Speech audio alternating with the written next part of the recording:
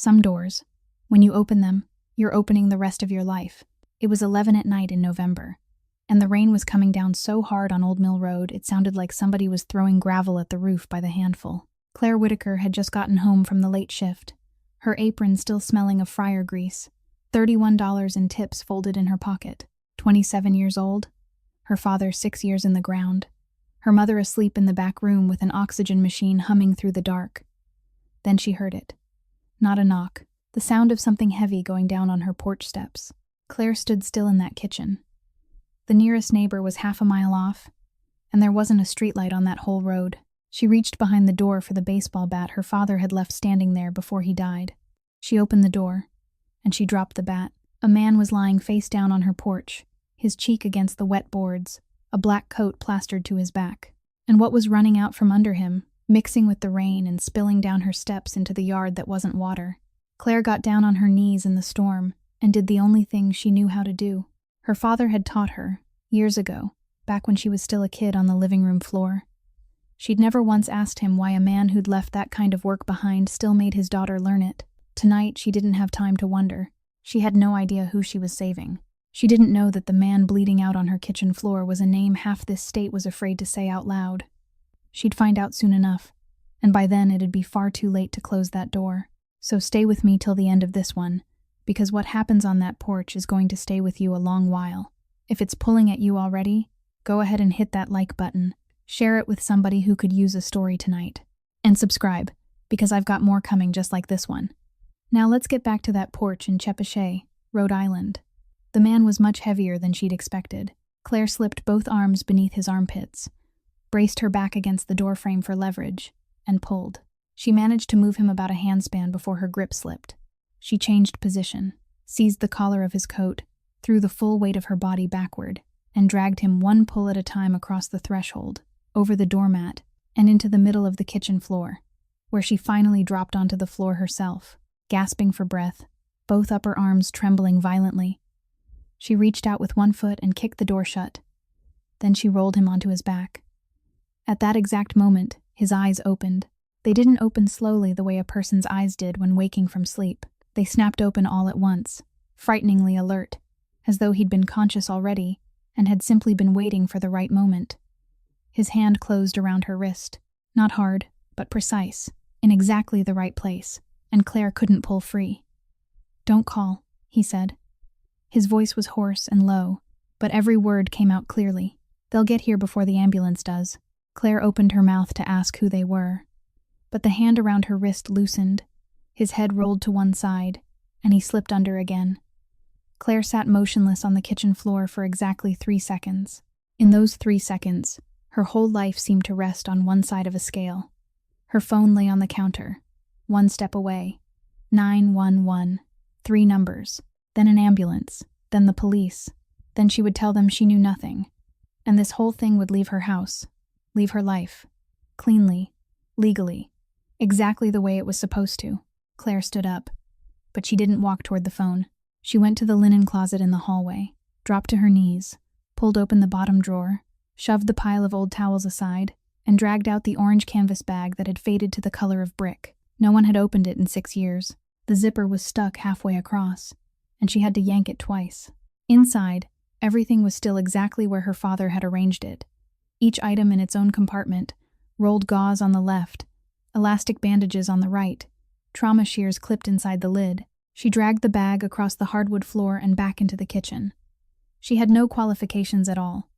She had never taken a single class, but throughout her childhood, there had been afternoons when her father made her sit on the living room floor while he wrapped a towel around the leg of the sofa and told her to do it again until she got it right, until her hands knew what to do without waiting for her mind to tell them. And she had never once asked why a man who'd already left that work behind still insisted on teaching his daughter those things. Now those hands went to work. She took the shears and cut straight up the front of his shirt, cutting through the layer beneath it too, then pulled the fabric apart. She searched. Left side, near the hip. She pressed 3 fingers over the spot, placed her other hand on top, and leaned down with the full weight of her body, holding steady as she counted silently. Blood still seeped between her fingers. She remembered her father's voice saying that if you weren't pressing hard enough, you might as well not be pressing at all. so she put more weight into it, drove her shoulder down, and held. After 1 minute, she lifted her hand, tore open a packet of gauze with her teeth, packed the gauze into the wound, pressed down, and leaned into it again. She rolled him carefully onto his side to check his back. There was another hole near the shoulder blade, smaller, bleeding more slowly. She dealt with the wound at his side first, wrapped a pressure bandage around his abdomen, tightened it, checked it by sliding 2 fingers beneath the bandage, tightened it 1 more notch, and only then turned her attention to the wound at his shoulder. His coat was soaked through with water as cold as ice, and it was stealing what little warmth remained in his body. She stripped it off, took off the shirt beneath it too, cut the legs of his pants from the knees down, and threw the entire pile of wet clothing aside. She ran to her bedroom for a blanket, took 2 more from the closet, covered him, and tucked the edges beneath his body to seal in the warmth. She took her father's old padded coat, still hanging behind the door, folded it, and placed it beneath the man's feet to raise them.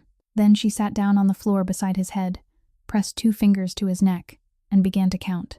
His pulse was fast and shallow, but it was there. She watched his chest rise and fall beneath the blankets, counted 15 breaths in 15 seconds, multiplied the number, fixed it in her memory, and 10 minutes later counted again so she could compare. There was no sound in the kitchen except the clock on the wall and the breathing of the man lying on her floor. Claire didn't think about what she'd just done. She didn't think about the phone on the counter. She simply sat there, one hand resting over the bandage, the other keeping count, and every 20 minutes she lifted the edge of the dressing to check whether the bleeding had slowed, exactly as her father had taught her. Using movements she hadn't understood until tonight, he'd taught her with absolute seriousness. The sound of plastic wheels rolling over the hardwood floor came from the hallway. Claire looked up. Her mother was standing in the kitchen doorway, one hand braced against the frame, the other pulling an oxygen tank behind her, the tubing looped over her ears and running beneath her nose. Margaret Whittaker looked down at her own kitchen floor, where a man she'd never seen before lay beneath 3 blankets, his clothes cut apart and thrown in a soaking heap in the corner, a pool of water mixed with blood spreading all the way to the base of the refrigerator. She didn't cry out. She didn't step back. She didn't ask who he was. Claire already had an entire explanation prepared in her head, had even arranged the first sentence, and she didn't use a single word of it, because her mother simply stood there, looked at the man for several seconds, then shifted her eyes to the faded orange canvas bag lying open beside him, gauze and elastic bandages spilling out, the zipper twisted from being yanked so hard. She looked at that bag longer than she looked at the man. Then she looked at her daughter, at the hands that were still red and sticky, at the work uniform Claire was still wearing. "Your father once did exactly the same thing," Margaret said. "Right there." Claire thought she'd heard wrong. "What did you say, Mom?" But Margaret had already turned away, pulling the oxygen tank around the puddle on the floor toward the sink. She turned on the faucet, waited until the water ran warm, then filled a basin. "Mom," Claire called, "what did you just say Dad used to do?" "Get me the rag from the bottom drawer," Margaret said. "The blue one." And she said nothing more. Neither of them slept that night. Margaret cleaned the floor, moving very slowly, having to sit down twice to rest. But she cleaned with the methodical order of someone who had cleaned things like this before, working from the outer edges toward the center, changing the water 3 times, and finally using dry paper towels to blot up the last of the dampness along the bottom of the cabinets. Claire stayed where she was, on the floor beside the man's head, lifting the edge of the bandage every 2 hours to check it, and then wrapping it again. Around 3 in the morning, Margaret made coffee, poured 2 cups, set one on the floor beside her daughter, then pulled out a chair and sat at the head of the kitchen table, where she could see both the man and the door. She sat with her back straight and her hands resting on her lap, and she remained that way for a very long time. Claire glanced up at her mother several times. That 66-year-old woman breathed with the help of a machine, had to rest after walking 10 steps, and only a few days earlier hadn't even been able to get out of bed to check the mailbox. Yet tonight, she hadn't trembled once. Claire was the one who was trembling. On the refrigerator door behind her mother, beneath an apple-shaped magnet, 2 sheets of paper were pinned one over the other. The top one was a hospital bill, the final amount printed in bold, $18,400, already sent to collections 3 times. Beneath it was a notice from the bank, with a sentence and a date printed in italics at the bottom of the page. And from today, that date was exactly 21 days away. Claire had looked at those 2 pages every morning for months, until she knew them by heart without having to read them. Tonight she looked at them again, then looked at the man lying on her kitchen floor, and a thought came to her with painful clarity, practical and unpleasant, that she'd just brought one more thing into this house when she no longer had room to carry anything else. She pushed the thought away. At 4 a.m, she counted his breathing again, slower than before, but steady. His skin wasn't as cold. She told her mother the number, and Margaret nodded as though she understood exactly what that number meant. "Where did you find that bag?" she asked. "In the bottom drawer of the linen closet." Margaret finished the cold coffee in her cup. "He left it there," she said. Then she fell silent again for a long while, and Claire waited. But her mother didn't continue. Near dawn, Margaret began to cough, the long, dry kind that forced her to bend forward and grip the edge of the table. Claire started to rise to help her, but her mother lifted a hand to stop her, adjusted the dial on the oxygen tank herself, took several breaths, then looked up and said in an almost ordinary voice that Claire should change her clothes because that uniform couldn't be worn again. Claire looked down at herself and realized her mother was right. When the first light began to show beyond the kitchen window, Margaret stood, pulled the oxygen tank past the place where the man lay, and stopped beside him for 1 second. She didn't bend down. She didn't touch him. She only looked. Then she went back to her room. Claire remained alone on the kitchen floor, and she understood one thing with perfect clarity, that her mother had just told her the most important sentence she'd ever said to her, and she wasn't going to say it a second time. Claire didn't know when she'd drifted off, sitting with her back against the kitchen cabinet. And when she opened her eyes, daylight had fully filled the room, and the man on the floor was watching her. He didn't move, didn't try to sit up, only lay there with his head turned slightly to one side, looking at her with eyes that were completely alert. Claire had no idea how long he'd been awake. "What day is it?" he asked. His voice was still hoarse, but clearer than it had been the night before. "Saturday," she said. He closed his eyes for a moment, as though calculating something, then opened them again. "Is anyone else in the house?" "My mother," Claire said. "She's asleep in her room." "Anyone else?" "No." He nodded once. Exactly once. "Has anyone come here since last night?" "No one," Claire said. "Nobody comes down this road." He nodded again, and Claire saw his shoulders relax just a little, so slightly she almost couldn't see it. He tried to lift his head, managed about 8 inches before his face went pale, then lowered it again, and breathed out slowly through his nose. "Don't try to get up," Claire said. "I'm not getting up." "You did this?" he asked, his eyes dropping toward the bandage wrapped around his abdomen. "Yes. You're a nurse." "No," Claire said. "I'm a waitress." He looked at her for a long time after that. He didn't seem surprised, and didn't ask another question. He simply looked at her as though he were putting that answer away somewhere. Then he said, "I need to use a phone." Claire took her phone from the counter and held it out to him, but he didn't take it. "Not yours," he said. "Do you have a pen in the house?" She took a pen and a sticky note from the refrigerator. He dictated a number to her, 10 digits, slowly, then told her to read it back. She did. He made her read it a second time. Then he said, "When the other person answers, they won't say anything. Don't say hello, don't give your name, don't tell them where you are. You say exactly one sentence. The sparrow is still on the roof." He looked at her. "Say it back to me. The sparrow is still on the roof," Claire said. "Exactly that. Don't add a single word. Then hang up. They'll find their own way here." "That's all?" she asked. "That's all." Claire stood there with the sticky note in her hand. "What if I call 911? His expression didn't change. "Then call," he said. "You don't owe me anything." That sentence left Claire with nothing else to say. She put on her coat, took the note and the phone, and stepped out onto the porch. The rain had stopped sometime during the night, and long puddles still lay across the road in front of the house. She stood there for a long time. 3 choices rested in her hands, so clearly she could count them on her fingers. She could dial 911, and within 15 minutes, there would be an ambulance, there would be police, there would be someone taking her statement, and she could walk away from all of this with paperwork proving she'd done exactly what she was supposed to do. She could call the other number, and she wouldn't know who she'd just invited to her mother's house. Or she could do nothing at all, leave him lying there, and wait. She thought about her mother sleeping in her room, and the oxygen tubing running along the hallway. She thought about what the police would ask if they came, and how she would answer the question of why she'd spent an entire night treating a man who'd been shot without telling anyone. Then she thought about what he'd said while his hand was still wrapped around her wrist, that they would get there before the ambulance, and she thought that if it was true, then she would be the one opening the door for them. She paced back and forth across the porch. She sat down on the front step. She stood up again.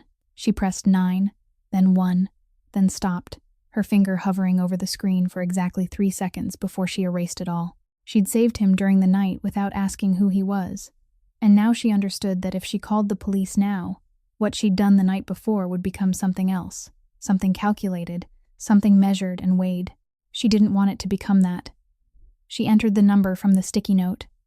The phone rang exactly once. Someone answered and said nothing. Claire could hear the person breathing on the other end. "The sparrow is still on the roof," she said. There was silence for another 2 seconds. Then the call ended. Claire lowered the phone, looked at the dark screen, and realized her hand had gone cold. She stayed on the porch a little longer, then went back into the kitchen. The man was still lying exactly where she'd left him, his eyes closed. "I called," she said. He opened his eyes. "You said the exact words." "Every word." He nodded, and this time he looked at her longer than usual. "How long until they get here?" Claire asked. "Before dark," he said. Then he closed his eyes again and didn't say another word for the rest of that afternoon. They arrived just as darkness settled in. Claire didn't hear an engine. She only saw headlights sweep across the kitchen ceiling and then vanish, and when she looked out the window, a black sport utility vehicle was already parked close to the edge of the porch, with every light off, and 2 men were walking toward the house. The first looked to be in his early 50s, with salt and pepper hair and a slight limp in his left leg, carrying a hard silver case in one hand. The second man was younger and carried 2 large bags. He entered the kitchen without looking at Claire even once, went straight to the man lying on the floor, dropped to his knees, and began working. The older man stopped at the doorway. "You're the one who called," he said. "Yes." "Tommy Riegel," he said, and offered nothing more about himself. He looked around the kitchen once, at the orange canvas bag lying wide open, at the pile of cut clothing in the corner, at the bandage wrapped around the injured man's abdomen as the other man began cutting it away, and Claire noticed that Tommy's eyes lingered on that bandage longer than on anything else. Over the next 2 hours, her kitchen became something entirely different. They spread a sterile sheet over the floor, unfolded a steel intravenous pole, plugged in a lamp, and harsh white light flooded the space around the man. There was a small monitor clipped to his finger, bags of blood taken from the silver case still cold enough to carry a trace of condensation, medication the other man drew from a vial and pushed into the intravenous line, and the faint sound of a needle passing through skin in a kitchen so quiet that Claire could hear almost every movement. No one asked her a single question about the night before. Claire stood with her back against the refrigerator and watched from beginning to end, and she realized that these men weren't in a hurry. They were simply fast, and those were not the same thing. The doctor spoke to her only twice. The first time, he asked who had put the pressure bandage on this wound. Claire said she had, and his hands paused for the space of a single beat before he continued without saying anything.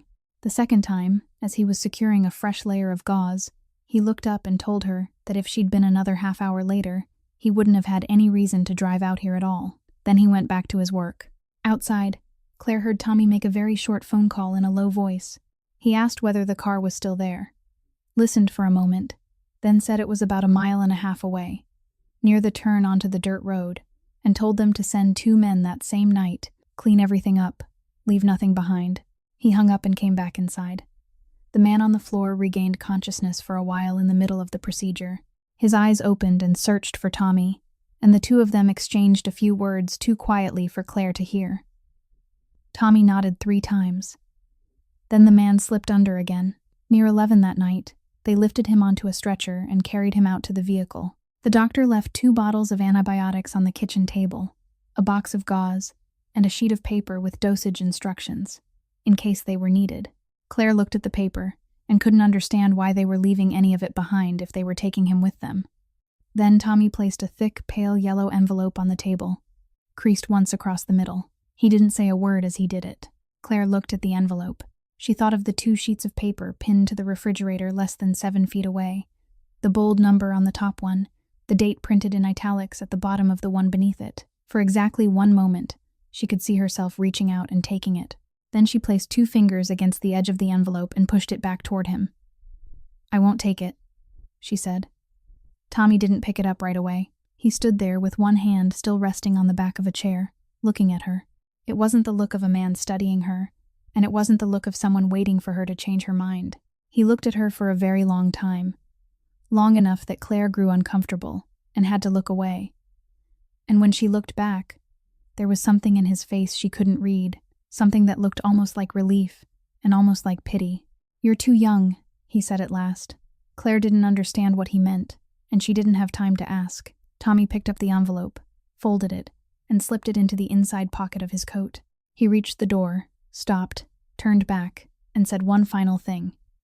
"If anyone comes asking questions, you didn't see anything. You came home from work, you went to sleep, and you didn't open the door for anyone." Then he left. He stepped out toward the vehicle, but moments later, the doctor stopped him in the driveway. The road down to the city was far too rough, and driving straight through the night would tear open the fresh stitches. The doctor insisted the only safe choice was to keep the injured man still for 4 days. Tommy walked back into the kitchen and asked Claire.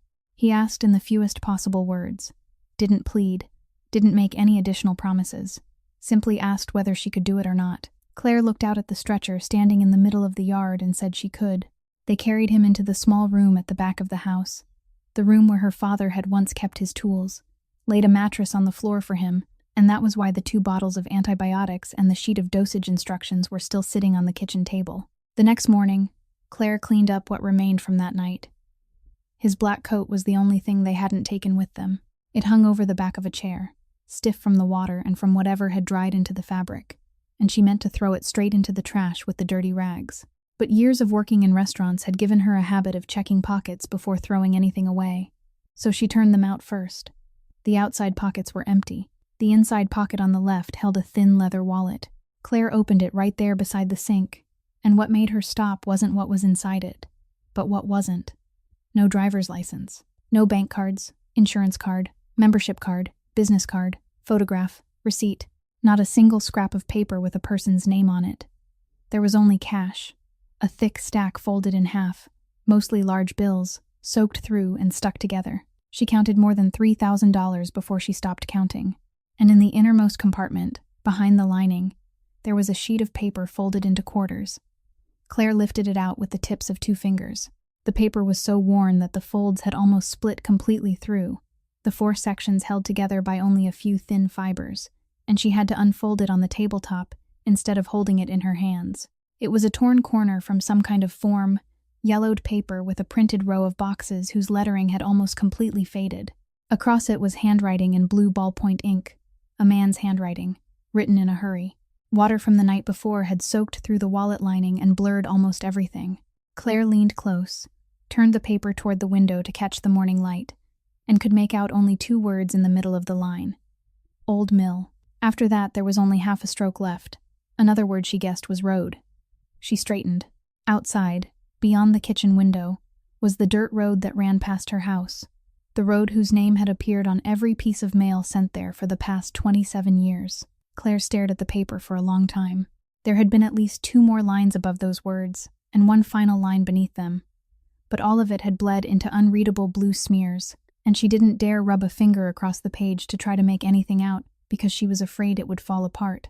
She folded it back along the same 4 old creases, returned it to the innermost compartment, closed the wallet, and set it on the kitchen table beside the 2 bottles of medicine. She didn't take it into the room and ask him about it. She didn't tell her mother either. For the next 4 days, the man lying in that small room said almost nothing. He slept a great deal. When he was awake, he lay there staring at the ceiling.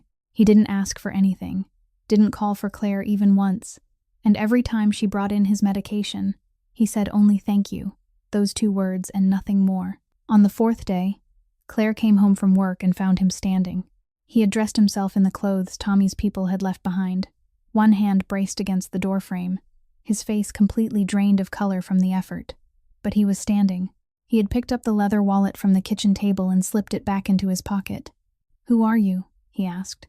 Claire didn't understand the question at first, because they'd spent 4 days beneath the same roof. Then she understood. "Claire Whitaker," she said. He nodded. That was all he did. One short nod. And the name passed through him without leaving the slightest mark. No flemecia of recognition, no tightening of the brow, because no one had ever told him that name before. He still didn't tell her his own. Outside, she could already hear a vehicle waiting. He walked as far as the kitchen door, slowly, pausing for a beat with every step. And when he reached the threshold, he stopped completely and turned back to look at her. "No one will bother you again," he said. Then he went out to the vehicle. The door shut, the vehicle turned around in the narrow yard and disappeared down the road in front of the house. Claire stood in the doorway watching until there was nothing left to see, and she realized that she still didn't know the man's name, didn't know what he did, and didn't know why the name of the road where she lived was written on a piece of paper inside his wallet. Claire hadn't read all of that paper. 3 weeks later, she would wish she'd read it that very night. For the next 2 weeks, nothing happened, and that was exactly what made Claire uneasy. No one came asking questions. No unfamiliar vehicles appeared on the road. The little room in the back had been cleaned, the mattress rolled up and propped against the wall, and if not for the 2 leftover bottles of antibiotics sitting on top of the cabinet, she could almost have believed none of it had ever happened. Then, on Tuesday of the 3rd week, the small delivery truck from the medical oxygen company didn't come. Claire called customer service, waited 17 minutes, and the person on the other end read to her in an even voice that the account was 90 days past due, had been placed on suspension, and service would be restored after a minimum payment of $520. Claire asked if there was any way they could deliver 1 tank now and let her pay later. The person said they were very sorry. Claire asked whether she could speak to someone who had the authority to make that decision. The person said they were very sorry a second time. There were 2 tanks left in the house. At the rate her mother was using oxygen at night, those 2 tanks would last about 9 days. Claire wrote the number 9 on the back of a bill and taped it inside the kitchen cabinet door, where her mother wouldn't see it. That evening, she worked the night shift, and the next morning she didn't go home to sleep. She drove down to Providence instead. She had passed the pawn shop on Broad Street many times, and had never once gone inside. The man behind the counter picked up the ring with tweezers, examined it through a jeweler's loop, weighed it, then set it on the glass and said, $340. Claire asked if he was sure. He turned his computer screen toward her so she could see the price of gold that day, and told her gold was worth only what gold was worth, ma'am. And the engraving inside didn't add anything to the price. That ring had been on her mother's hand for 41 years, and Margaret had taken it off only 3 weeks earlier, when her finger began to swell, and she could no longer wear it. She had placed it in the little dish on her bedside table and hadn't said a word. Claire signed the receipt, took the money, and when she reached her car, she sat motionless behind the wheel for a long time before starting the engine. That same afternoon, she paid the medical oxygen company $520, adding the tips from her 4 most recent shifts to make up the difference. After that, she had $11 left in her wallet. 3 days later, during the afternoon shift at the restaurant, a man in a gray suit walked in and sat at table number 4. He ordered black coffee and nothing else, and for the entire 20 minutes he was there, he never took out his phone even once. He simply sat and watched Claire move between the tables. When she brought him the check, he didn't pick it up. He asked whether she was Claire Whitaker, of Old Mill Road in Gloucester. Claire said yes. He took a bound packet of papers from his briefcase, placed it on the table, turned it toward her, and said that his company was called Vale Harbor Holdings, that they had recently purchased the medical debt in her mother's name from the collection agency, and that they had also purchased the bank's lien on the house. Both things, now, were held by the same company. He said it in the tone of a man delivering test results, neither quickly nor slowly. What had brought him to table number 4 that afternoon was a black and white still image from a traffic camera at the intersection of Highway 44, recorded at 10:52 that night, showing a black sport utility vehicle turning out from the direction of Old Mill Road, and that license plate had led them straight to this road. But Claire didn't know that, and he didn't tell her. Instead, he spoke about a program he called restructuring. He turned to page 2, pointed to a line printed in bold, and explained that if she signed, the entire hospital debt would be erased immediately, the foreclosure filing would be withdrawn, and her mother would remain in the house. He added that the monthly cost of oxygen would also be paid directly by the company to the supplier, without passing through Claire's hands anymore. Claire listened to everything. She asked what they got in return. He told her that his company dealt with distressed debt, that recovering part of what was owed was better than recovering nothing, and that this was the only way both sides could walk away from the situation. He pushed the packet closer to her and placed his pen on top of it. The pen was metal and heavy, nothing like the cheap ballpoint pens the restaurant kept in a jar by the register. Claire looked down at the final page. There were 2 signature lines, one for her as the authorized representative, and one left blank for her mother. There was nothing complicated in Claire's mind at that moment. There was only the number 9 written on the back of the bill taped inside the kitchen cabinet door.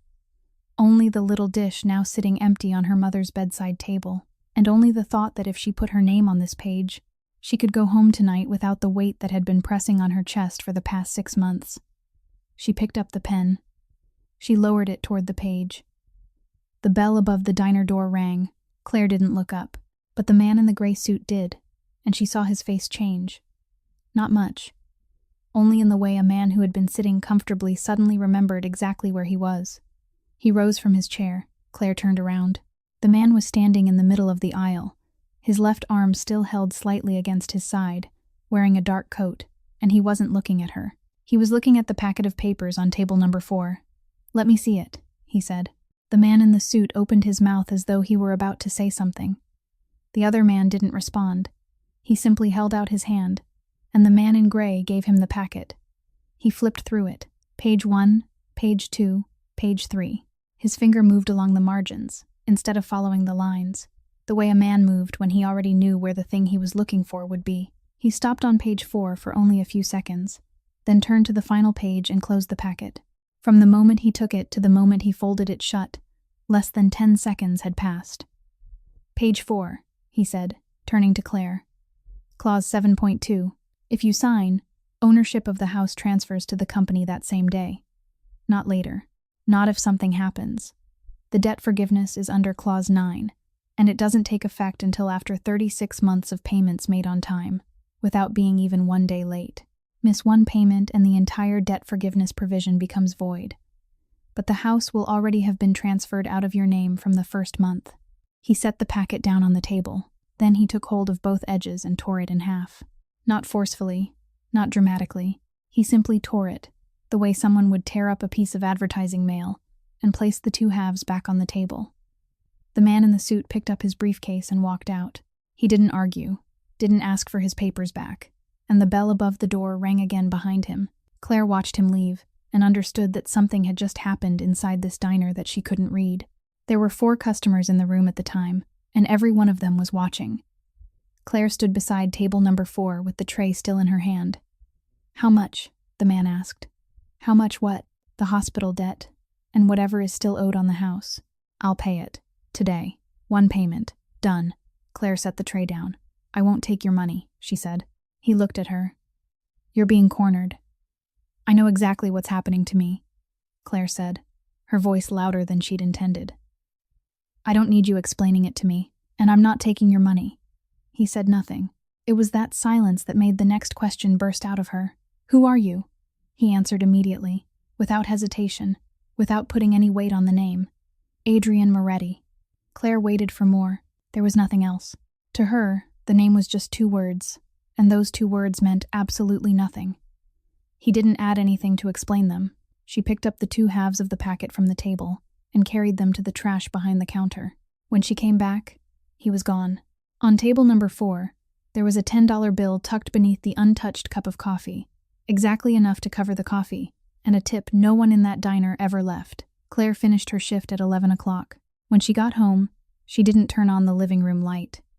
She sat down at the kitchen table, took out her phone, and typed the name into the search box. The first result was an article from the Providence Journal.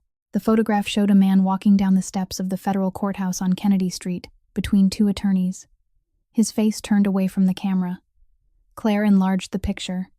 It was him. She read. The article was 3 years old. In the second paragraph was a sentence saying that this was the 3rd time in 11 years he had walked out of federal court without a conviction, and Claire had to read that sentence twice. Beneath it was a list of related articles, and she opened them one by one, never finishing any of them, only reading the first few lines before going back. Some called him by his full name. Others used only his last name, as though the name Moretti carried enough meaning all by itself. One article from the year before described him as the last man left from an entire era in New England, and beneath it was a photograph of a row of buildings in Federal Hill. Claire placed the phone face down on the table. The house was very quiet. From the back room came the steady sound of the oxygen machine running, a sound she'd heard every night for 3 years, until she'd stopped noticing it at all, but tonight she heard every breath of it. She sat there a little longer, then stood, and instead of going to her room, she walked into the middle of the kitchen and lowered herself onto the floor. She sat in that exact place, the place where 3 weeks earlier she had knelt through an entire night, with both hands pressed against the abdomen of a man whose name she didn't know, while her mother sat at the other end of the table and stayed awake with her until morning without once asking who he was. The hardwood felt cold through her pants. Claire looked up at the kitchen ceiling, and what kept her sitting there wasn't fear. For 3 weeks, she had been telling herself the story of that night in one particular way, and now she had to tell it again in another, and she no longer knew which version of the story was true. 4 days later, Claire left the diner at 11:20 at night, and only 2 cars remained in the parking lot. The other one was parked diagonally behind hers, blocking her in, with the interior light on, and a woman stood leaning against the car door with both hands tucked into the pockets of her coat. "Miss Whitaker," the woman said. "My name is Ellen Brackett. I work for the United States Attorney's Office for the District of Rhode Island." She took out an identification card, held it up just long enough for Claire to see it, then put it away again. She looked about 45, didn't raise her voice, didn't stand in Claire's way, and left Claire to decide for herself whether she wanted to stop. Claire stopped. "I only need 10 minutes, Brackett said. "It's cold out here. If you want, we can sit in my car where it's warm. If not, we can stand here." Claire said standing there was fine. Brackett nodded, opened the rear door of her car, took out a thin file and a tablet, then laid them on the hood. She turned the screen toward Claire. "This is traffic camera footage from the intersection at Route 44. The night of November 14th, at 10:52. She swiped to the next image. "This is the license plate, enlarged. This vehicle is registered through a rental company in Cranston, and that rental company has been on a list we've been watching for the past 4 years. She swiped again. "This is connection data from the cell tower on the hill behind your house. One phone connected to that tower continuously, from the evening of November 13th until the afternoon of November 17th, 4 days. That number isn't yours, it isn't your mother's, and it doesn't belong to anyone living within a 2-mile radius." Brackett closed the tablet. "I'm not asking you what happened," she said. "I already know what happened. I came here to tell you where you stand." She said exactly 2 things about the law, no more. That helping a person who was under investigation avoid being discovered, even if that help consisted only of failing to report them, was still an offense, with a name in the federal code, and that what usually determined whether someone was prosecuted wasn't simply what they had done, but which side of the table they were sitting on when everything finally came apart. Claire asked what she wanted. Brackett said she wanted a statement. Who came, what time they arrived, what kind of vehicle they used, what they did inside Claire's house, and who had said what to her.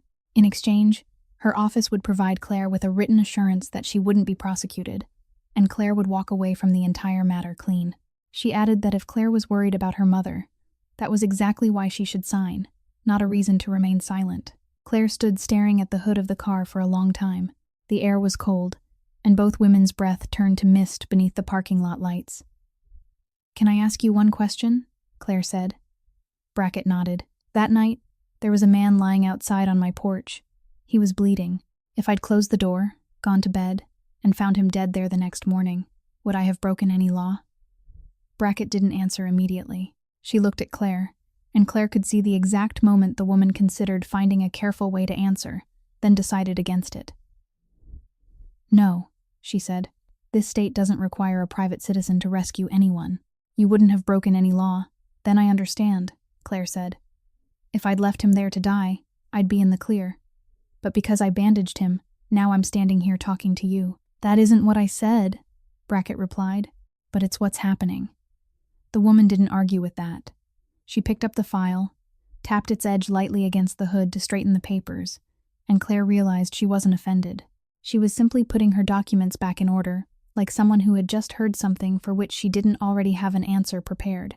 "Miss Whitaker, I've been doing this job for 19 years, Brackett said. I've heard a great many people tell me they were only trying to do the decent thing. Most of them were lying. Claire said she didn't care who most of them were. Brackett took out a business card, placed it on the hood, and didn't hand it directly to her.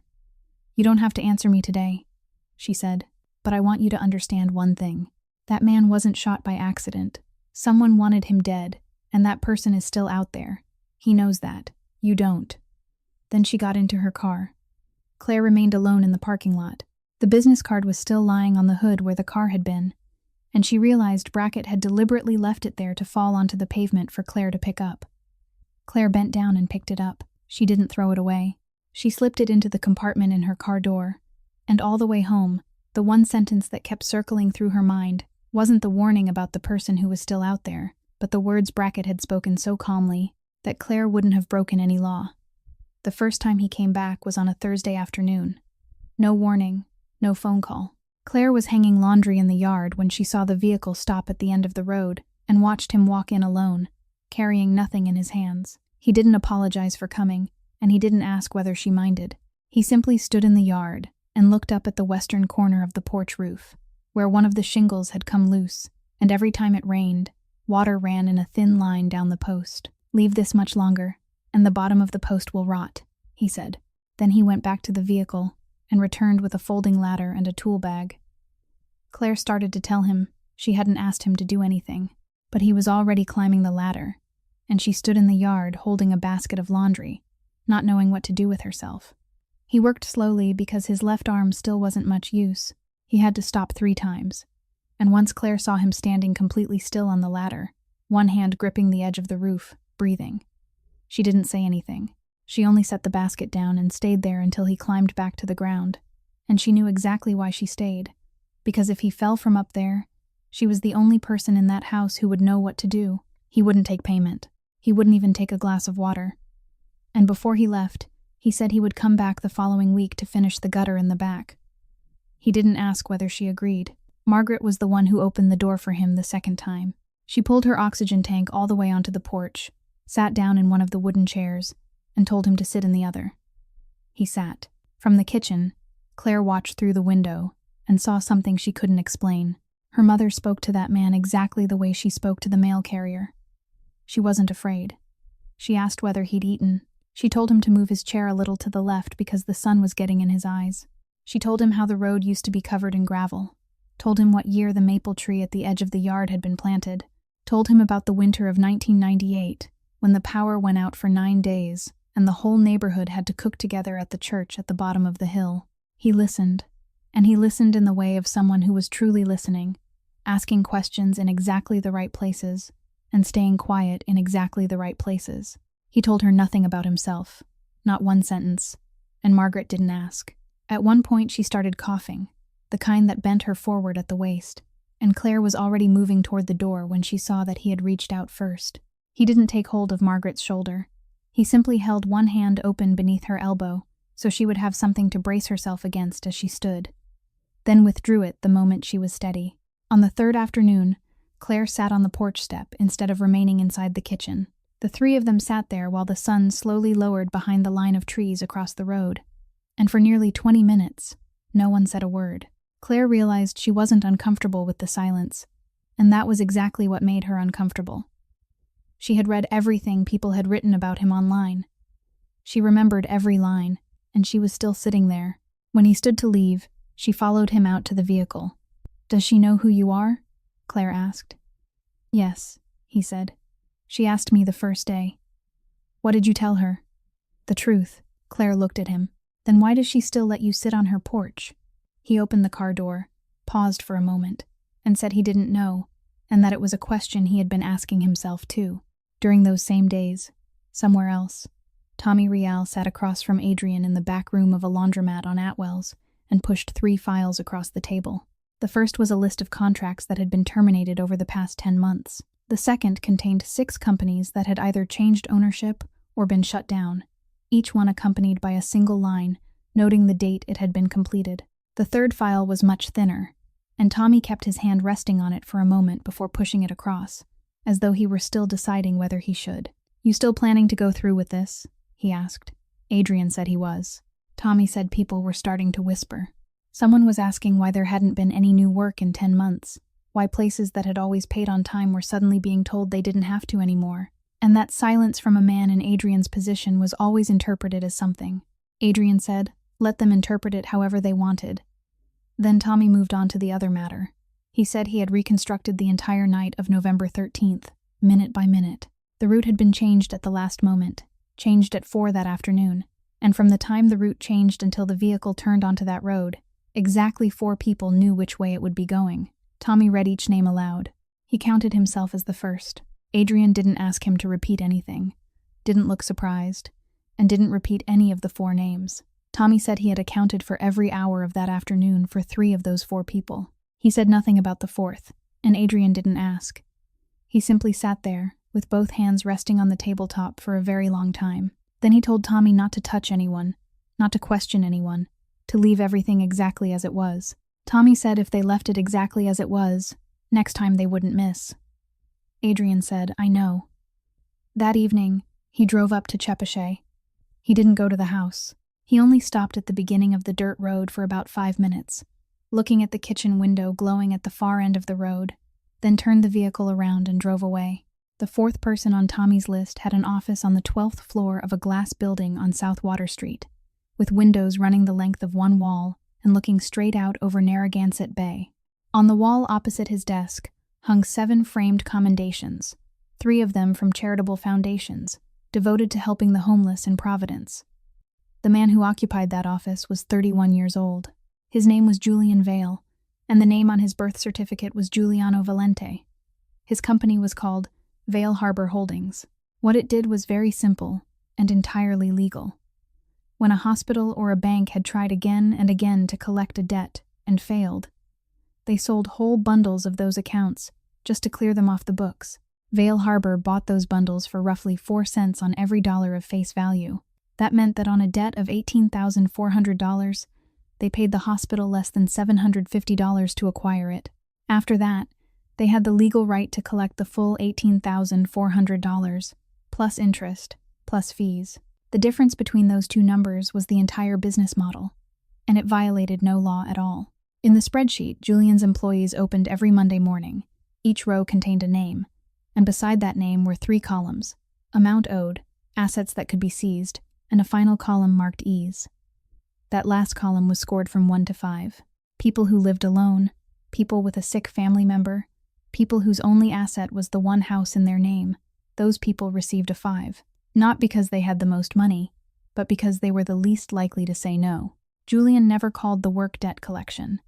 He called it restructuring, and in 2 interviews with the local press, he had said his company existed to give desperate families a way out. On his left wrist, beneath the cuff of a tailored shirt, he wore a steel watch with a scratched face and a cheap metal band that had stretched loose with age. The kind of watch anyone could see did not belong with that suit. He wore it every day, and not one employee in the company had ever dared ask why. 18 years earlier, a 13-year-old boy had sat in the waiting room of a temporary shelter in Olneyville, having lost both his father and his mother within 14 months. And the man who came to sign the papers and take him home was a 21-year-old named Adrian Moretti. Until he was 16, the boy still called that man brother. After that, he stopped and began calling him by his name. On Wednesday afternoon that week, Adrian went up to the 12th floor. Julian rose from behind his desk, came around it, and embraced him. "You've lost weight," he said. "You need to eat more." Adrian sat down. Julian poured coffee for him himself, asked about the wound, asked whether he was sleeping yet, said he had been calling for weeks without getting through, and had been worried sick. Adrian said he was fine. He said it in exactly the same tone he had used for the past 18 years, and he looked directly into Julian's face as he said it. Then Julian asked whether the police had found anything yet. Adrian said there were no police. Julian nodded and said, Of course not," then took a sip of coffee. They talked for about 40 minutes.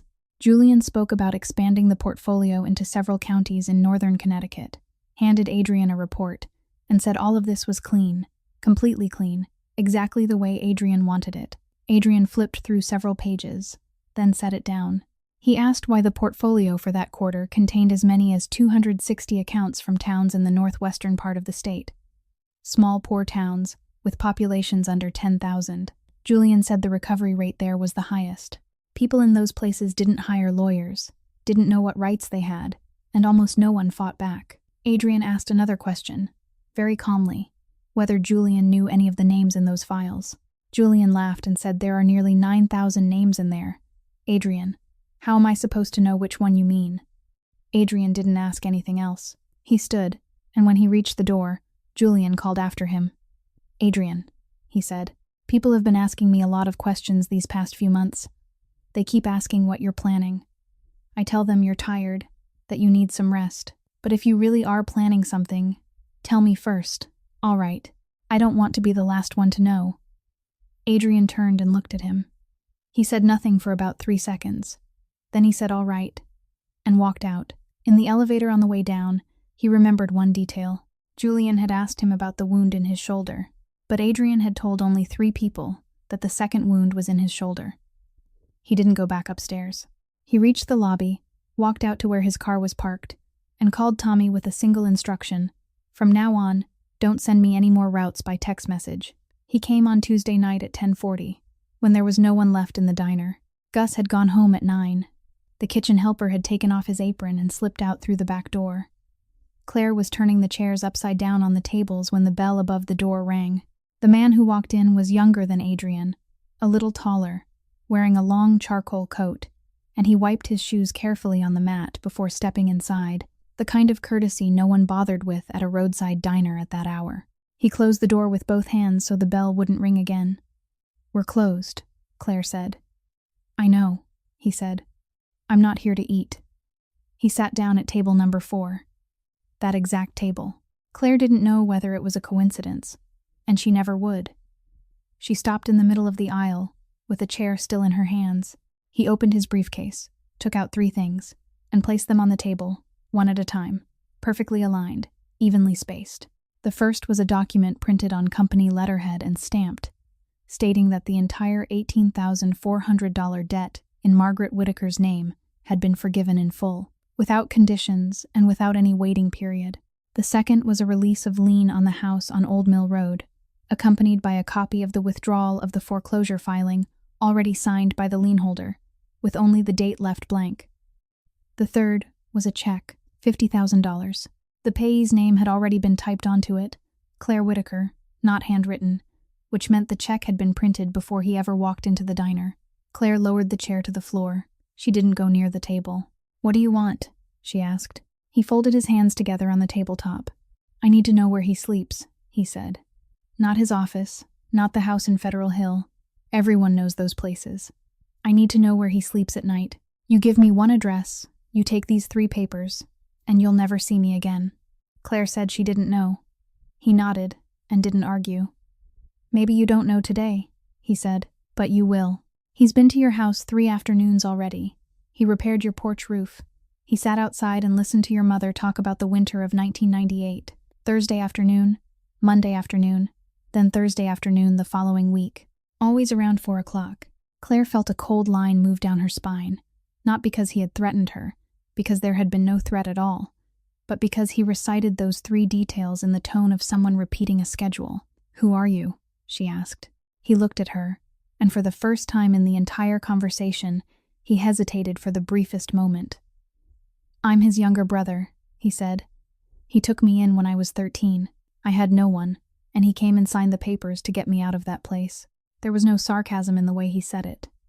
He said it like a man presenting identification.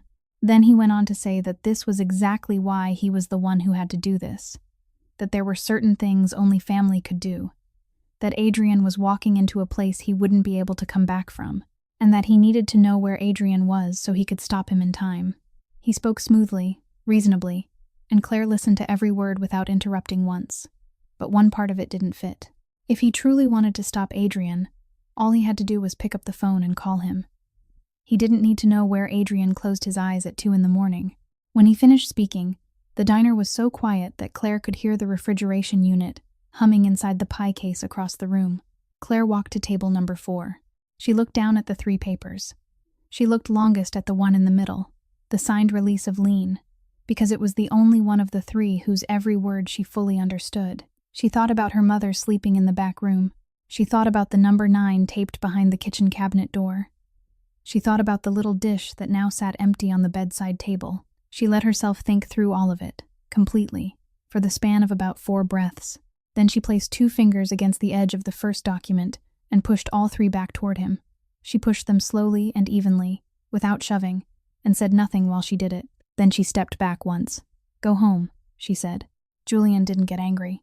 He didn't spring to his feet, didn't raise his voice, didn't say another word to persuade her.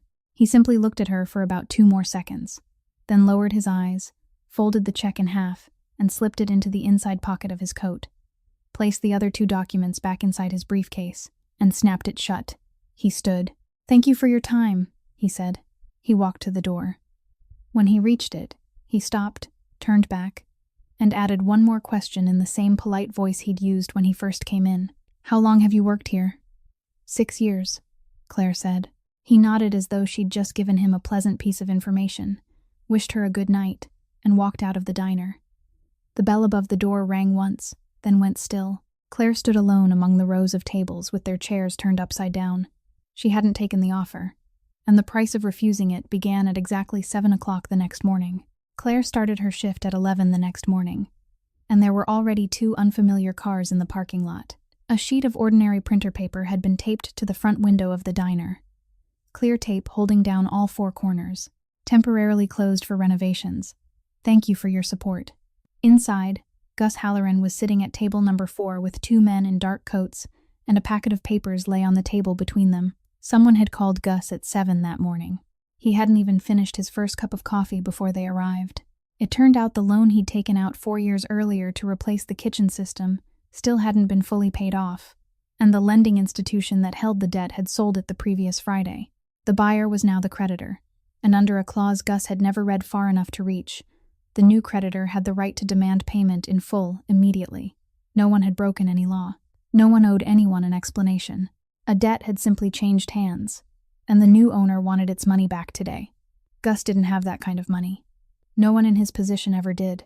When the 2 men left, Claire was still standing in the aisle between the rows of tables. Gus Halloran was 63 years old. He had opened this diner when he was 30. He rose from his chair, walked behind the counter out of habit, placed one hand on the coffee machine, then pulled it away. He turned toward the window. His shoulders began to shake. He made no sound, and he stood like that for a very long time, an old man with his back turned to his own diner so no one else would have to see his face. That afternoon, 11 people came to collect their final paychecks. The morning cook had worked there for 19 years. The weekend waitress was in her 2nd year at community college. The dishwasher said he had an appointment at a low-income clinic the following week, and his insurance came through the job, so now he didn't know what he was supposed to do. No one raised their voice. People stood in a line by the kitchen door, took their envelopes, and walked out. Claire was the last one. She drove straight down to Providence. She didn't call ahead and didn't know what she was going to say. She only remembered the name of the street from an article she'd read the other night, and she drove the length of it until she saw the familiar vehicle. When Tommy opened the door to the back room of the laundromat, she walked past him without saying hello. Adrian was sitting at the table. 11 people lost their jobs, Claire said. She said it loudly. My boss is 63 years old, and this morning he lost the diner he opened when he was 30. Our dishwasher has a medical appointment next week. The girl who works weekends is going to school. 11 people. Because I opened the door for you. Adrian said nothing for about 3 seconds. He didn't stand. He didn't tell her it wasn't his fault. Didn't tell her she'd made her own choice. Didn't say a single word to push any part of it away from himself. I know, he said. Claire waited for the rest. And I'll give it back to every one of them, he said. I've never made a promise I didn't keep. She stood there breathing. Then she told him she didn't need him to give anything back to her, that she only wanted everything to go back to the way it had been before she opened that door. The moment she said it, she heard the words herself, and she knew they weren't entirely true. Adrian said that was the one thing he couldn't do. He stood, then continued in the same calm voice, telling her that beginning tonight, she and her mother couldn't stay on Old Mill Road anymore. Claire said she wasn't going anywhere. He asked her one question. If the next person who comes knocking on your door isn't me, what are you going to do? She had no answer. They left that night. Margaret didn't ask a single question. She simply packed her medication, packed her husband's old stethoscope, and got into the front seat. The place they were taken to was a gray-roofed house at the end of a dead-end street in Newport, 2 blocks from the water, with an electric oxygen concentrator already installed inside, a much better machine than the one they had been using. Claire didn't ask who owned the house. 3 days later, in Chepache, a vehicle stopped outside the Gloucester town offices shortly before noon. Tommy Riel went inside, waited 20 minutes, then did 3 things. He paid the entire remaining balance on the mortgage for the house on Old Mill Road, including the late interest and penalties, with a cashier's check. He filed the paperwork withdrawing the foreclosure, and he paid the hospital debt in Margaret Whitaker's name in full, all $18,400, without negotiating and without asking for a reduction. That day was the final day of the 21-day deadline printed on the notice that had been taped to the refrigerator door. The clerk asked for his name so it could be entered on the payer's receipt. Tommy said just put down the homeowner's name. Then he took the 3 receipts, drove back up the dirt road, unlocked the kitchen door with the key Claire had left by the mailbox, placed all 3 receipts on the kitchen table, and walked out. He didn't call Claire. Adrian had told him not to. And neither of those 2 men ever stopped to think that one day she would come back to that house. The oxygen concentrator in Newport ran on electricity. 6 days after they moved in, the entire neighborhood lost power for nearly 2 hours because of a storm, and Claire sat in the dark counting her mother's breaths until the lights came back on. The next morning, she drove back up to Chepache to get the 2 backup oxygen tanks that were still in the storage room. She opened the kitchen door, turned on the light, and saw 3 sheets of paper laid neatly in the middle of the table. She read the first one, then the second, then the third. She read all 3 again from the beginning, slowly, 1 line at a time, because she thought she must have read them wrong. In the payer field on all 3 receipts was her mother's name, but the payment date was a day when Claire had been in Newport, and the amounts were sums of money she had never held in her hands once in her entire life. She called him. She said only 1 sentence, that he needed to come up here, and then she hung up. He arrived an hour and 40 minutes later. Claire was waiting in the middle of the kitchen with the 3 receipts in her hand, and she had been standing there ever since she ended the call.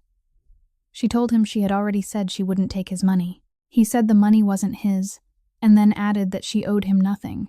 The payments had already been made, and they couldn't be undone. Claire said she would pay it back. He said fine, then pay it back. Then he asked where the backup oxygen tanks were kept. She said in the storage room at the back, through the hallway. He went first. The hallway in that house was narrow, only about 4 steps long. The wallpaper faded with age. He took 3 steps. Then he stopped. Claire was walking behind him and nearly ran into his back. She told him to keep going. He didn't. He didn't turn around. He was looking at the wall on the left, where 4 framed photographs hung. 3 of the smaller frames held a wedding photograph, a picture of Claire as a little girl, and a graduation photograph. The second frame was larger than the other 3. Inside it was a man wearing a navy blue uniform, standing in front of an ambulance with both arms at his sides, not quite smiling. On the vehicle door behind him, a unit number had been painted in white, clear enough to read, Rescue 3. On the left side of his chest was a small metal nameplate, D. Whitaker. Adrian said nothing for about 10 seconds. Claire could see his shoulders. Miss Whitaker, he said. His voice was different. Who is this man? My father, Claire said. Adrian raised one hand to the wall, pressed his whole palm against it, then stepped back and sat down on the stair at the end of the hallway. He leaned forward with both elbows resting on his knees, and he stayed that way for a very long time. Claire didn't ask anything. She simply stood there. Then he began to speak. He told her about when he was 17. He told her about an alley behind a laundromat in Federal Hill, around 1 in the morning. He said he had been lying there when someone inside the laundromat called an ambulance. He said that when they arrived, he was still conscious, and he knew something the 2 paramedics didn't know, that the person who had done it was waiting at the emergency room of the nearest hospital, because state law required every gunshot wound to be reported to the police and the patient to be taken there, and that night, that hospital was the one place in the world he couldn't go. He said he begged them not to take him. He said he couldn't explain anything, could only keep repeating the same sentence, "Don't take me there." He said the younger paramedic stood a little farther back, while this man knelt beside him and said nothing for a long time. Adrian said he remembered that moment very clearly, because he knew the man was weighing a decision, and he knew exactly what that decision could cost him. Then the man told the other paramedic to go stand at the mouth of the alley and close the ambulance doors. He did everything right there on the floor of the ambulance, Adrian said. He didn't take me to the hospital. He didn't make a record. He didn't call the police. He worked on me for nearly 2 hours, alone, with whatever he had in his bag. When he was done, he drove me to a place I gave him, a house north of the city, and he helped me all the way to the door. He didn't ask my name. He didn't ask why I'd been shot. He didn't ask whose family I belonged to. And he never told me his own name. Adrian Hupp. Before he left, he turned back. He tore a corner from one of the forms in his paperwork, wrote a few lines on it, then slipped it into my coat pocket. Adrian reached inside his coat. He took out the thin leather wallet. He opened the innermost compartment and removed a sheet of paper folded into quarters, worn so badly that the creases had nearly split apart. The ink blurred. He placed it on the stair between them and unfolded it with both hands, slowly, one section at a time. "I've kept it for 22 years, he said. "I've never used it. That night, I had nowhere safe left to go. Not one place anywhere in my organization. There was only one address left. One address no one in my life knew I had." Claire knelt beside the paper. She looked at the part she had been able to read 3 weeks earlier. Then she looked at the line above it, the line the rain that night had blurred. And now that the paper had dried, the words were faintly visible again, written in her father's hand. "If the day ever comes when you want out of that life, knock on the door, no questions asked."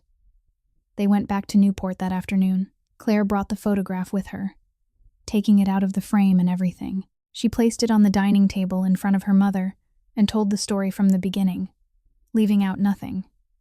Margaret listened to all of it. She didn't interrupt once. When Claire reached the part about the alley behind the laundromat, Margaret lifted one hand and laid her palm flat on the table, and she kept it there until Claire finished. Then she said, "I know that night." Claire sat down. Margaret said she remembered it for 2 reasons. First, it was the only time in her husband's 23 years on the job that he came home at 4 in the morning when his shift had ended at 11 the night before. Second, he didn't come inside. He sat on the porch, still wearing his uniform, with a dried stain on his sleeve. She made coffee and carried it out to him. He took the cup, but didn't drink. She asked if he was all right. He said he was. She asked if he needed her to call anyone. He said no. Then he sat there until morning. And he never told her what had happened that night. Not once. Not during the 16 years that followed. Claire asked what 16 years she meant. Margaret looked at her daughter, and Claire saw her mother's face change. Then she told her the rest.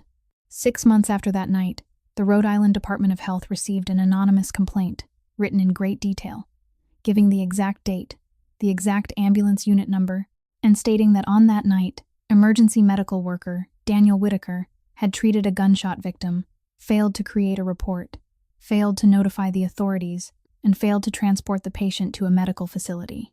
He was suspended while the matter was investigated. He didn't deny a single word in the complaint. He didn't tell them who the man was, didn't say where he had taken him, didn't offer a single word in exchange for leniency. The board asked him the patient's name. He said he didn't know. They asked whether he understood that he could lose everything. He said yes. 9 months later, his professional license was permanently revoked. He was 36 years old. Claire sat without moving. She said Dad quit. Dad told me he got tired of doing it. Margaret shook her head. "No," she said. "They took that work away from your father." For the next 16 years, he worked night security at a warehouse in Woonsocket. He drove deliveries for a pharmacy. During the cold months, he repaired furnaces for people in the neighborhood. He never spoke about what had happened to anyone, and he never resented anyone for it. But every few years, he would sit down on the living room floor with his daughter and make her start over from the beginning. How to apply pressure, how to wrap a bandage, how to count, and he made her practice until her hands knew what to do on their own. He kept the orange bag in the closet exactly as it was, fully stocked, replacing expired gauze once a year, for 16 years, for a job he was no longer legally allowed to perform. As for the photograph, he took it down from the hallway wall himself during the 2nd week after the ruling and put it in the bottom drawer of the linen closet. "I hung it back up," Margaret said, "after he died. Because to me, that was who my husband really was." Claire asked why no one had told her the truth all these years, why she had lived with the lie for 22 years. She asked again, and her voice broke in the middle of the sentence. Margaret said, because your father didn't want you to look at him as a man who had something taken away from him. He wanted you to look at him as a man who had made a choice. Daniel Whitaker died of a heart attack one April morning, inside his own car, on the way to his shift at the warehouse. He was 52 years old. Through all of it, Adrian stood in the kitchen doorway without saying a word. There was one thing he hadn't told them, and it was the only thing he hadn't dared to say. He said it after Margaret finished. My father sent that complaint, he said. Claire looked up. Adrian continued, slowly, without looking at either of them. Salvatore Moretti wasn't going to send someone to find and kill an emergency medical worker. That wasn't how he handled things. That night, there was one person outside the organization who had seen where his son was, what had happened to him, and what condition he was in. That man was the only witness. If he was killed, there would be an investigation. But if his license was taken away for falsifying records, then from that day forward, anything he ever said would be something no one would believe. My father didn't erase him. My father erased his word. No one in the house said anything. Claire asked how long Adrian had known. Adrian said since he was 23. She asked if he had ever gone looking for him. He said no. He added nothing else, offered no explanation. Didn't say he had been young then. Didn't say he hadn't known the man's name. He only said no. Claire rose from her chair. She walked to the door and opened it. Get out of my house, she said. Adrian stood. He picked up his coat. As he passed the table, he stopped in front of the photograph, lying there without its frame, and looked at it one more time. Then he walked out. He didn't apologize. Claire closed the door. She stood with her back against it for a very long time. And her mother, sitting at the table, didn't say a word to her for the rest of that evening. 3 days later, at around 2 a.m, Margaret had an attack. Claire heard her from the next room, ran in, and for the next 40 minutes, she did everything that could be done inside a house that wasn't a hospital. The ambulance arrived at 2:50. At the emergency department of Newport Hospital, they managed to stabilize her before morning. The doctor said her lungs had reached the stage where she needed continuous monitoring, and 7 days later they transferred her to a rehabilitation facility north of Providence, a place with the proper equipment and staff on duty through the night. Claire stayed with her for the first 3 days. On the 4th day, she went back to Newport to get clothes and medication, and when she returned that afternoon, room 214 was empty. The bed had been changed. The bedside cabinet had been cleared. There was nothing left on the table. Claire went down to the admissions desk. The woman there typed on her computer for a while, then said the patient had been transferred at 10 that morning. Claire asked where she had been transferred. The woman turned the screen slightly, read what was there, then said the system only showed that the transfer had been made at the request of the paying party. Claire asked who the paying party was. The woman read the name on the screen. Vale Harbor Holdings. Claire said, I'm her daughter. The woman said, I understand, but her treatment expenses have been guaranteed by that party since the day she was admitted, and the guarantor has the right to designate the treatment facility. Claire asked, then where did they take my mother? The woman said that information isn't in our system. Claire asked who signed the papers. The woman said the paperwork had been sent by the guarantor, on the proper forms, with all required signatures. Claire stood at that counter for 40 minutes. She called the Vale Harbor line, listened to hold music for 15 minutes, then was transferred to voicemail. She called the town police. The officer on duty listened to everything, asked whether the elderly woman had been forced, and Claire said, I don't know. I wasn't there. The officer said that if the transfer had been carried out through proper administrative procedure between 2 medical facilities, then this wasn't a missing person case, and all they could do was make a record of it. No one had been beaten. No one had been tied up. No door had been broken. There was only paperwork, the correct paperwork, properly signed, and a 66-year-old woman who breathed with the help of a machine had been taken out of this city without anyone knowing where she had gone. Claire drove down to Providence. She reached the door of the back room behind the laundromat on Atwell's at nearly 9 that night. Tommy opened the door. Adrian was standing beside the table. The moment he saw her face, he set down the cup in his hand. Claire didn't apologize. She didn't repeat a single word from the night before. She only said, I need my mother.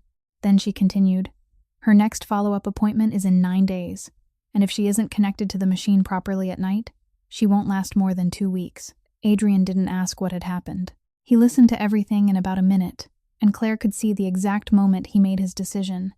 She had prepared herself for him to reach into a drawer and take something out. He didn't. He picked up his phone and called a number already saved there. He said exactly 3 things: that he was Adrian Moretti, that he needed to meet tonight, and that this was the thing she had been waiting for over the past 11 months. Then he hung up. Claire asked who he'd just called. "Ellen Brackett," he said. Claire froze. He pulled out a chair and told her to sit down, then told her the part the entire story had been hiding from the beginning. 11 months earlier, he had gone to the United States Attorney's Office for the District of Rhode Island, not because he had been summoned, but because he had gone there on his own. He didn't give them the name of a single person. He didn't tell them who had done what to whom. What he brought them was money, the structure of 27 shell companies, the path of the money through 4 banks and 2 brokerage firms, the names of the accounts, the account numbers, the dates they were opened, the people who signed. He said that if he gave them people, people would die, but if he gave them the money, the entire machine would die. For those 11 months, he had been working with them while quietly shutting down his own organization piece by piece, from the top down. Claire asked why. Adrian was silent for a while. Then he said that when he was 17, a stranger had broken the rules of his profession so Adrian could live until morning, and that man had paid for it with his entire career. And for 22 years, Adrian had lived on the life that man had given him without giving anything back to the world. He said he wasn't doing this to redeem himself. He said he was doing it because he was 40 years old and he didn't want to die still owing that debt. Tommy had been standing by the door the entire time. He was the one who said the final thing. "Now it all fits," he said. "That kid didn't shoot you for money, and he didn't shoot you for the chair. He shot you because he knew you were talking, and he knew that somewhere in the paperwork you were handing over was the name of his company. What brought Julian Vale down wasn't anyone's testimony. It was a 4-page authorization document, signed on March 14th of the previous year, granting an appointed representative the authority to transfer ownership interests in 3 legal entities to Vale Harbor Holdings. The total value of the assets that passed through that document was more than $30 million, and all of it belonged to the legitimate portion of Adrian's holdings that he had spent 10 months separating from everything else. At the bottom of page 4 was the signature of Adrian Moretti, notarized, stamped, with the notary's registration number beside it. Ellen Brackett's team needed less than 2 days to do the rest.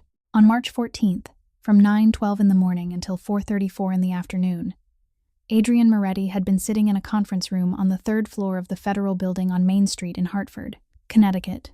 Because that meeting had taken place under the protection of the United States Marshals Service, there was an entry and exit log recording his movements down to the minute, along with the signatures of 4 people who had been present. During those hours, Adrian had been nearly 80 miles away from the notary's office. The notary was a woman in her 50s who ran a small office in Cranston. When 2 investigators placed the Federal Building's official logbook in front of her, she sat without speaking for 10 minutes, then asked whether she could have a lawyer. That afternoon, she gave a statement. She gave it to save herself, and she knew exactly what she was doing. She said the man who signed the document that day wasn't the man in the photograph. She said she had known it wasn't him. She said she had been paid not to verify his identification, and she gave them the name of the person who had paid her. Over the next 48 hours, everything Julian Vale had built collapsed in exactly the same way he had made other people's lives collapse. A federal court ordered every account belonging to Vale Harbor Holdings frozen. 2 banks closed the company's credit lines in the same morning. The board met without him. 3 major clients withdrew their accounts in a single afternoon. His wife carried 2 suitcases out to the car. No one came to his house. No one laid a hand on him. There was only paperwork. That night, rain fell across the entire northwestern part of the state. Claire had returned to the house on Old Mill Road that afternoon, alone, to collect the last of her mother's old medical records, the ones the attorneys needed in their effort to find her. Near 10 that night, someone knocked on the door. This time, it was a knock. Claire reached behind the door and took hold of the baseball bat. She opened it. Julian Vale stood outside, soaked through, without a coat, without his suit jacket, his hair plastered across his forehead, while a car sat crooked across the entrance to the yard, with one door still open. He didn't step onto the porch. He remained below the steps and looked up at her, and Claire realized he hadn't come there to hurt her. He had come because this was the last place he could think of. "Where is he?" Julian said. Claire didn't answer. She asked him something else. "Why did you do this to the man who took you in?" Julian stood still. Water ran down his face. Then he said, "Do you know what it feels like to owe someone something you could spend your whole life trying to repay and still never finish? He never asked me for anything, not once. And because of that, I owed him everything. Everything I ever had came because he signed one piece of paper when I was 13 years old." He said the last sentence in a voice that was almost calm. I got tired of having to be grateful. Light swept across the side of the house. Adrian got out of a car and walked into the yard. He carried nothing in his hands. He stopped 3 steps away from Julian, and the 2 men stood facing each other in the yard before those porch steps. The same place where 4 months earlier, one of them had been lying on the ground. Adrian looked down at Julian's left wrist. The steel watch was still there, worn over the cuff of his wet shirt. "You still wear it," Adrian said. Julian didn't answer. Adrian continued, his voice very low. "There's a sentence engraved on the back. You were 13 when you read it to me at the kitchen table. You got one word wrong. Then you read it again. Your word is your name." Julian looked down at his wrist. "I grew up," he said. "I forgot." Lights appeared at the end of the road. 2 unmarked vehicles pulled into the yard. Agents from the Federal Bureau of Investigation walked up, said his name, read him his rights, and placed him in handcuffs right there in the yard. Julian didn't resist. He didn't say another word. Not a single gunshot was fired. Before they put him into the vehicle, he turned and looked back at Adrian, and Adrian looked at him, and neither man said anything. Then the vehicle door closed. Claire was still standing in the doorway with the baseball bat in her hand. She looked down at the wooden porch step beneath her feet, at the boards that had darkened and would never come completely clean again. And she thought that this was the second time she had opened that door in the rain. They found Margaret on the 9th day, at a private nursing facility in a small town in Pennsylvania. She was properly connected to the machines and given every meal she needed. No one had hurt her. They had simply left her there, beyond her daughter's reach, the way someone might put a file away in a drawer. When Claire walked into the room, Margaret was propped against her pillows looking out the window. She turned, and the first thing she asked was whether anyone had changed the water filter at the house yet. A vehicle brought her back to Rhode Island that afternoon. Adrian didn't give Claire a single dollar. He did something else instead. He hired a law firm in Providence and filed a petition to reopen the disciplinary case that had been closed 22 years earlier, with the Rhode Island Department of Health attaching a 6-page sworn statement.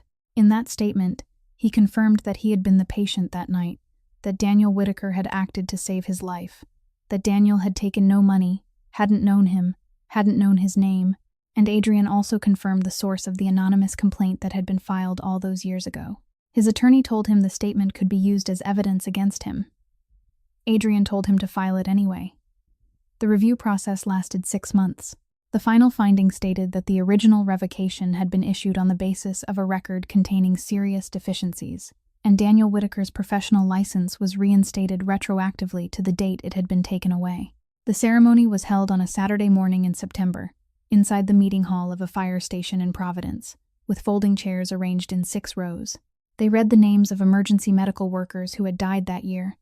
Then the person leading the ceremony paused and said that this year there was one additional name, 22 years late, Daniel Whitaker. Margaret sat in the front row in a wheelchair, her oxygen tank beside her, both hands wrapped around the bronze plaque bearing her husband's name that rested in her lap. People waited for her to say a few words. She opened her mouth, but no sound came out. She only lowered her head and looked at the plaque, and she stayed that way until everyone in the hall rose to their feet. Claire stood behind her mother's wheelchair with one hand resting on Margaret's shoulder, and she didn't wipe her face even once. 3 weeks later, Adrian Moretti pleaded guilty in federal court. Because of the substantial nature of his cooperation, the court sentenced him to 68 months at the Federal Correctional Institution in Danbury, Connecticut. He didn't ask Claire to wait for him. He made no promises at all. Claire wrote to him every week, and every week he wrote back, always exactly 3 lines, never longer. Julian Vale was sentenced to 19 years for fraud, document forgery, and hiring someone to carry out a murder. During Adrian's first year in Danbury, someone told him that if he wanted, there were still ways to deal with that man from inside. Adrian said no. The man asked why. Adrian said, "Hatred is heavy, and I'm 40 years old now. I can't carry heavy things anymore. I forgive him not because he deserves it, but because I want to be able to sleep." Margaret Whittaker lived for another 2 years, and they were the best 2 years she had known since her husband died. She passed away one March morning in her sleep, without pain, without fear, her hand resting inside her daughter's. Adrian completed his sentence on a day in November. He returned to the house on Old Mill Road. The first thing he did was replace every board on the front porch steps, with his own hands, one board at a time. With what remained of his legitimate assets after forfeiture, they established a foundation in the Whittaker name, covering the full cost of training and certification for young emergency medical workers from poor towns across the state. The foundation didn't consider grades and didn't consider background. It had only one condition, that at least once in their lives, every person trained through the program had to save someone who couldn't afford to pay, and they weren't allowed to tell anyone about it. In the hallway of that house now, the photograph still hangs in the same place. Beside it is the orange canvas bag, and beneath them, inside a thin glass frame, is a sheet of paper, folded into quarters, its creases worn almost completely away. This story leaves behind 3 things. First, the worth of a human being doesn't depend on who that person is when they knock on our door. Claire didn't save a crime boss. She saved a dying man. Her father did the same. Neither of them asked for a name before reaching out a hand. Second, a person's name is the greatest thing they leave behind. People can take away your work and even your honor, but the good thing you once did remains exactly where you left it, waiting for the day someone finds it. And third, the good we do is never lost. It only takes the long way around, sometimes for 22 years, before coming back to knock on the very door from which it first went out. If this story touched you, please like it and share it with someone you think may need to hear it today. Subscribe to our channel so we can keep listening together to stories like this every day. And I want to know how this story made you feel. Has there ever been a time in your life when you opened your door to a stranger, or when someone opened a door for you when you had nowhere left to go? Leave a few words in the comments. I wish you and your family good health, a joyful life, and peace every day. Goodbye, and I'll see you again in the next video.